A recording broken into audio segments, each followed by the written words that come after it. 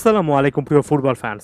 সর্বশেষ একটা ভিডিওতে এই জিনিসটা বলেছিলাম যে আর্জেন্টিনার প্রিমিয়ার ডিভিশন কিংবা লিগা প্রফেশনাল এক কথায় ঘরোয়া লিগটা একটু কভার করার চেষ্টা করব। সেখানে ইয়াং ট্যালেন্টেড কোন কোন ফুটবলার উঠে আসছেন সেই জিনিসটা একটু প্রায়র ফোকাসে থাকবে এবং শুরুটা করব রিভার প্লেট এবং বোকা জুনিয়র্সের মধ্যকার যে দুর্দান্ত একটা সুপার ক্লাসিকো আর্জেন্টিনার ক্লাব ইতিহাসে যেটা ডাকা হয় সেটাকে দিয়ে, এবং সেটার একটা ম্যাচ প্রিভিউ এই মুহূর্তে আপনারা কিন্তু স্ক্রিনে দেখছেন।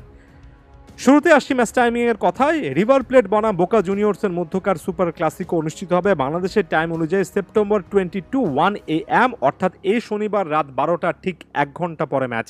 লাইভ টেলিকাস্ট ক্ষেত্রে অফিসিয়াল প্ল্যাটফর্মগুলোতে খুব একটা বেশি ভালো খবর একটা কনটেক্সটে দিতে পারছি না, কারণ প্রিমিয়ার লিগ দেখার জন্য যে সকল অফিসিয়াল প্ল্যাটফর্মগুলো রয়েছে সেখানে কিন্তু আপনার সাবস্ক্রিপশন কিনতে হবে, যেটা এএফ এর ওয়েবসাইটেও মেনশন করা আছে। এছাড়া আনঅফিসিয়াল অ্যাপ বা ওয়েবসাইটগুলোর ক্ষেত্রে একটা কথা বরাবরের মতো আরও একবার বলবো, যারা এখন এই লিগগুলো ফলো করছেন কোন অ্যাপ বা প্ল্যাটফর্মের মাধ্যমে ফলো করছেন সে জিনিসটা একটু কমেন্ট বক্সে রেখে যাবেন, যাতে করে বাকিরা উপকৃত হন, কারণ আনঅফিসিয়াল জিনিসগুলো নিয়ে ইউটিউবের গাইডলাইন অনুযায়ী কন্টেন্টের মধ্যে কথাবার্তা সেভাবে বলা যায় না। এর পাশাপাশি ফেসবুক ইউটিউবেরও হেল্প নিতে পারেন, এটাও একটা কিন্তু বলে রাখলাম। পরবর্তীতে নিয়মের মধ্যে থেকে ব্যাপারগুলো আরও পরিষ্কার করার চেষ্টা করব। রিভার প্লেট এবং বোকা জুনিয়র্স দুটো দলের জন্য একেবারে মাস্ট উইন একটা সিচুয়েশন, কারণ এই মুহূর্তে এবারের লিগে তাদের অবস্থা কিন্তু ভালো নয়। 28টা দলের মধ্যে রিভার প্লেট 14 ম্যাচে মাত্র 21 পয়েন্ট, সর্বশেষ 5টা ম্যাচের মধ্যে 4টাতে ড্র, মাত্র একটা জয়, এবং 4টা সর্বশেষ ম্যাচে একেবারে ব্যাক টু ব্যাক একটা করে ড্র তারা দেখেছে। গতবারে চ্যাম্পিয়নদের 9 নম্বর স্থানে থাকাটা একেবারে মানায় না। অন্যদিকে বোকা জুনিয়র্স ডিয়েগো ম্যারাডোনার এই ক্লাবটা 14টা ম্যাচে মাত্র 21 পয়েন্ট অর্জন করে সর্বশেষ 5টা ম্যাচে মাত্র 2টো জয় নিয়ে 10 নম্বর স্থানে রয়েছে। রিভার প্লেট এবং বোকা জুনিয়র্স কিন্তু আর্জেন্টিনার ক্লাব ফুটবল ইতিহাসের সফলতম ক্লাব। বর্তমান চ্যাম্পিয়ন অর্থাৎ ডিফেন্ডিং চ্যাম্পিয়ন রিভার প্লেট গত বছর 38তম শিরোপা জিতেছিল, এবং বোকা জুনিয়র্স সব মিলে 35টার মতো টাইটেল জিতেছে। অর্থাৎ এখানে এই দুটো দলের একটা আধিপত্য আছে। আমাদের দেশে আবাহনী মোহামেডান যা, আর্জেন্টিনা ব্রাজিল জাতীয় দলের কনটেক্সটে যা, আর্জেন্টিন ঘরোয়া ফুটবলে রিভার প্লেট এবং বোকা জুনিয়র্স এক কথায় বলা চলে তাই। এর পাশাপাশি এটাও যুক্ত করে দিতে চাই, রিভার প্লেট সর্বশেষ 2023 সালে এই ট্রফিটা জিতেছে, অন্যদিকে বোকা জুনিয়র্স আর্জেন্টিনার প্রিমিয়ার ডিভিশন 2022 সালে কিন্তু জিতেছিল। তাহলে নিশ্চয়ই বুঝতে পারছেন দুটো দলের মধ্যে আসলে ট্রফি জয়ের দিক থেকেও রেসটা কিভাবে চলে। লা বাম্বারোনাতে বোকা জুনিয়র্সের জন্য এটা একটা হোম ম্যাচ হতে যাচ্ছে, বিখ্যাত সেই স্টেডিয়াম যেখানে আর্জেন্টিনা তাদের জাতীয় দলের হোম ম্যাচগুলো ম্যাক্সিমাম সময় খেলে থাকে।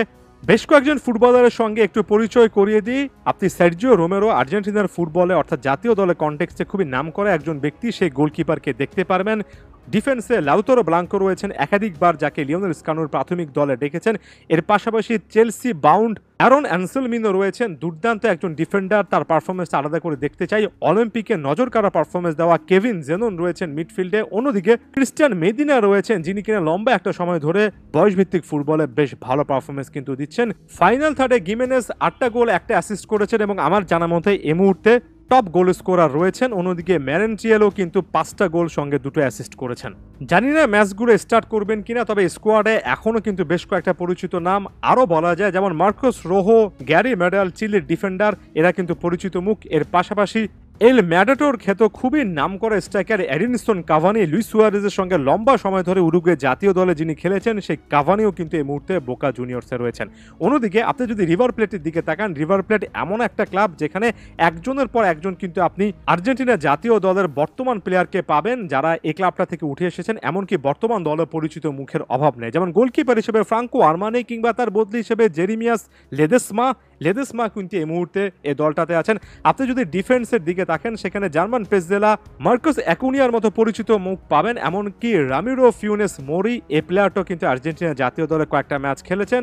এরপর যদি মিডফিল্ডে চলে আসেন, সেখানে ম্যানুয়েল ল্যানজিনি বড় রকমের একটা নাম, একটা সময় ওয়েস্ট হামে খেলতেন। মাতিয়াস ক্র্যানেভিটার, তিনিও কিন্তু একটা সময় প্রমিজিং একজন ফুটবলার ছিলেন। 2018 বিশ্বকাপে আর্জেন্টিনা স্কোয়াডে ছিলেন ম্যাক্সিমিলিয়ানো মেজা, বর্তমানে এই সময়টাতে এই দলটাতে আছেন।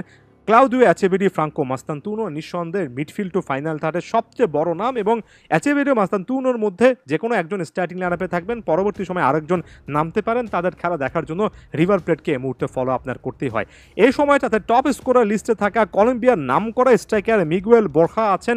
পাবলো সোলারি, অগাস্টিন রুবার্টো, ইয়ান সুবিয়ারব্রে অর্থাৎ বয়সভিত্তিক ফুটবলে আর্জেন্টিনার সাম্প্রতিক বেশ কয়েকটা ইমপ্রেসিভ পারফরমেন্সে যারা জন্ম দিয়েছেন সেই প্লেয়ারদেরকেও কিন্তু আপনারা খুঁজে পাবেন এই মুহূর্তে রিভার প্লেটের ইউথ একাডেমি থেকে। একটার পর একটা ইয়াং ট্যালেন্ট উঠে আসছে যারা আর্জেন্টিনার জাতীয় দলের পাইপলাইনে আছেন।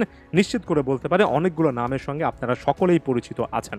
মার্সেলো গ্যালার্দো আরও একবার রিভার প্লেটে ফিরে এসেছেন কোচ হিসেবে, তিনিও কিন্তু বিশাল একটা নাম। এবং দুটো দলের হেড টু হেড রেজাল্টে যদি আমরা চলে যাই সেখানে 19টা জয় রিভার প্লেটে রয়েছে এবং 13টা জয় দেখা যাচ্ছে বোকা জুনিয়র্সের, অর্থাৎ রিভার প্লেট সাম্প্রতিক হেড টু হেড রেজাল্টে এগিয়ে আছে। তবে আপনি যদি একেবারে latest head to head result দেখেন সেখানে বোকা জুনিয়র্স সর্বশেষ ম্যাচে তাদেরকে 3-2 ব্যবধানে হারিয়েছিল এবং এর আগের ম্যাচটা 1-1 গোল ড্র হয়েছে।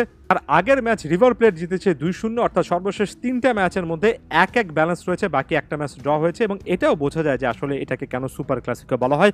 আর্জেন্টিনার ফুটবল অর্থাৎ ক্লাব ফুটবলে সবচেয়ে এক্সাইটিং ম্যাচটা দিয়ে নতুন এই প্লে লিস্ট শুরু করছি। আশা করছি বড় বড় মতো আপনারা যথেষ্ট সাপোর্ট দেবেন। ধন্যবাদ সবাইকে।